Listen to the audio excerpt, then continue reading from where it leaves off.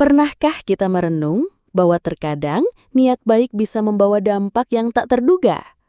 Sebuah kebijakan yang sederhana, meminta anak-anak untuk bangun pagi, ternyata memantik resonansi budaya, spiritualitas, bahkan membuka lembaran lama peradaban kita yang nyaris terlupa. Sebelum kita bedah satu persatu, silahkan tulis doa dan harapan kita semua untuk negeri ini di kolom komentar. Dan bagi yang muslim, jangan lupa tulis sholawat. Semoga doa-doa kita semua terkabul. Jauh sebelum alarm dan jam digital mengatur hidup kita, para leluhur di Nusantara sudah mengajarkan kebijaksanaan tentang waktu. Dalam budaya Jawa, ada ungkapan, wong sing tangi esuk, rejekine disapu banyu langit. Orang yang bangun pagi, rejekinya disapu air langit. Kalimat ini bukan hanya pepatah motivasi, melainkan perwujudan kosmologi budaya. Di Bali, filosofi Trihita Karana mengajarkan harmoni antara manusia, alam, dan Sang Hyang Widi. Bangun pagi adalah waktu paling suci untuk menyentuh keselarasan itu.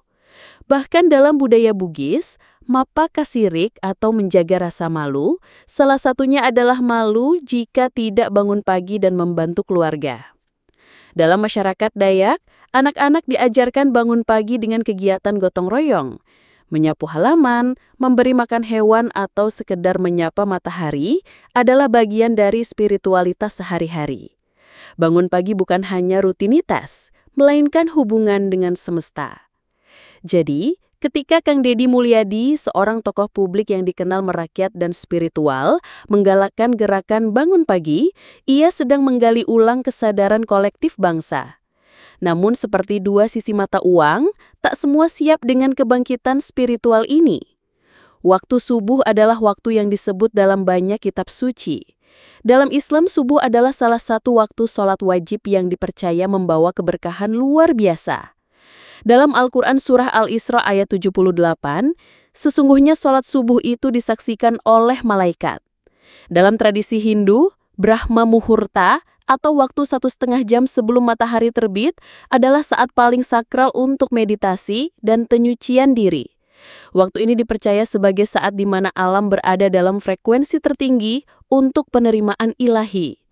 Dalam kearifan leluhur Sunda, waktu pagi adalah saat karuhun atau leluhur menyampaikan energi kehidupan. Sebuah legenda di tanah Pasundan menyebut bahwa gunung-gunung berbisik saat pagi, memberi petunjuk kepada mereka yang hatinya bening.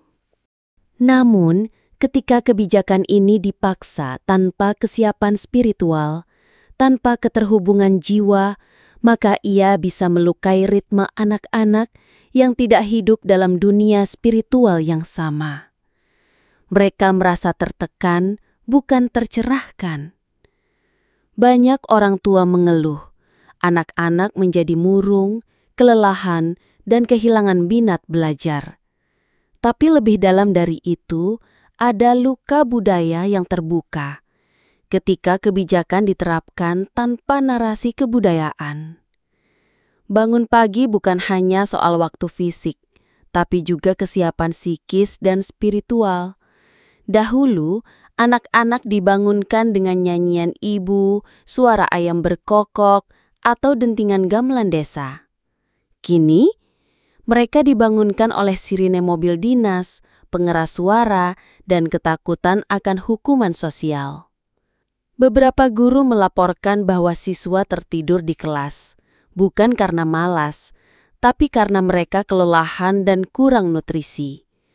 Dalam masyarakat kelas bawah, bangun pagi berarti anak-anak harus berangkat tanpa sarapan, tanpa semangat.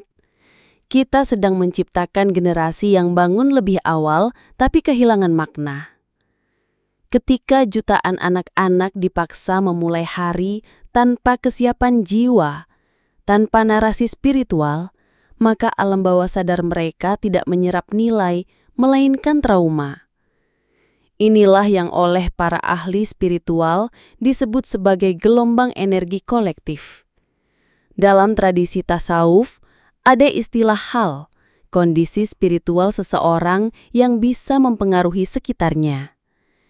Jika sebuah generasi muda memulai hari dengan rasa terpaksa rasa lelah, dan kehilangan makna, maka satu negeri akan terdampak vibrasi negatifnya.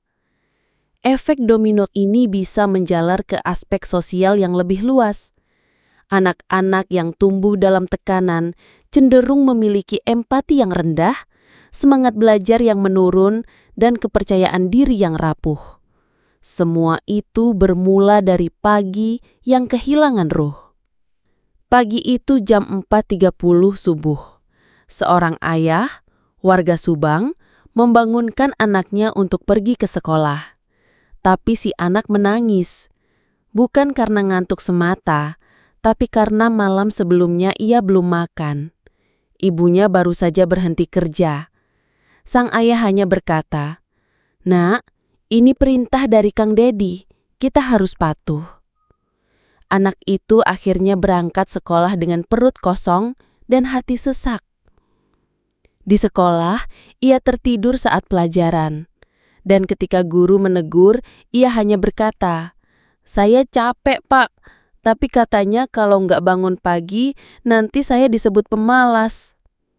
Sore harinya, sang ayah memeluk anaknya dan meminta maaf.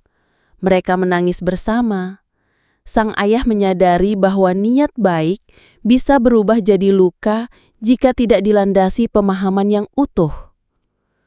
Wali Songo tidak pernah memaksakan syariat tanpa pendekatan budaya. Sunan Kalijaga menggunakan wayang. Sunan Bonang menggunakan gamelan. Mereka menyadari bahwa kunci dari perubahan bukanlah aturan, tapi rasa. Jika ingin membentuk kebiasaan bangun pagi, mulailah dengan cinta, bukan ancaman. Dengan narasi keindahan fajar, bukan tekanan sosial. Sebagaimana pendekatan dakwah yang lembut, maka perubahan dalam masyarakat juga membutuhkan kesadaran yang dibangun dengan pelan dan penuh empati. Ajari anak untuk bangun pagi dengan alasan yang menyentuh hati, bukan sekadar hukuman atau larangan. Kebijakan apapun meski niatnya mulia, jika tak disertai penyelarasan spiritual dan budaya, hanya akan menjadi beban. Bangsa ini butuh kebijakan yang menyentuh langit dan bumi sekaligus, menjangkau logika dan jiwa. Kita harus bertanya, apakah kita ingin mencetak generasi yang hanya patuh aturan, atau generasi yang terhubung dengan cahaya fajar dan makna kehidupan? Jika jawabannya adalah yang kedua, maka kebijakan bangun pagi harus dikemas ulang menjadi ajakan spiritual, bukan tekanan administratif. Buatlah pagi sebagai momen keluarga. Bacakan doa, ajak anak berbicara, rayakan pagi sebagai awal baru, bukan sekadar awal beban harian. Daripada mewajibkan jam, mengapa tidak membangun ritual pagi bersama, seperti membangunkan anak dengan doa, menyeduh teh sambil menyetel musik tradisional Sunda, membaca puisi subuh bersama. Anak-anak tidak perlu dipaksa bangun pukul 5 jika mereka tak tahu untuk apa mereka bangun. Tapi jika mereka tahu bahwa pagi adalah waktu para malaikat mencatat rezeki, maka mereka akan bangun sendiri, dengan cinta. Di beberapa desa di Sumatera Barat, tradisi membangkik batang tarandam digunakan untuk menyemangati anak muda yang sedang kehilangan arah. Pagi dijadikan waktu khusus untuk silaturahmi, tanya kabar tetangga, dan bersyukur. Ini bukan hanya soal bangun pagi, ini soal arah perjalanan jiwa bangsa. Apakah kita mau terus menciptakan kebijakan demi kebijakan, atau mulai menyulam kembali makna dan ruh budaya kita yang tercerai? Kang Dedi telah membuka gerbang diskusi.